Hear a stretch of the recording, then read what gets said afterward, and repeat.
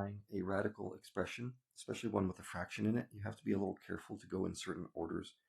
And I would say a good rule of thumb is we usually try to go for this radical first, right? And then the other parts of it, we can come at those parts second, right? Once the radical has been simplified, it's easier to simplify the fraction.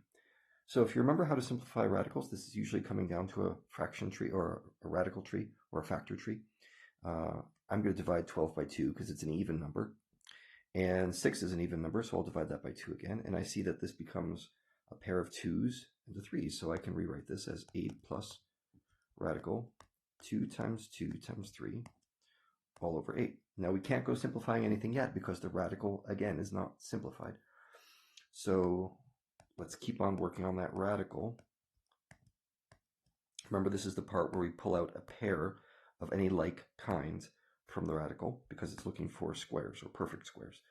So now I can finally get to the issue of the fraction. That 3, we're going to ignore that because not only is it a prime number and it has nothing to do with 8, but it's also inside the radical and it's kind of like protected with this radical armor, so you can't touch it. We can work with these guys on the outside. Okay, so we're going to go after those next by doing a little factoring. So I'm going to take out the GCF from the top, which is a 2. And what that leaves me is this. I have the 2 on the outside, that's my common factor in the numerator, and then I have an 8 in the denominator, and those two are going to cancel out partly on the bottom, and that'll leave a 4 behind.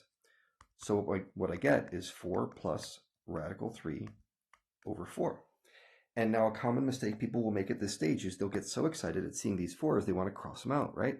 Can't do that, right? You can only cross out a common factor from the top and bottom.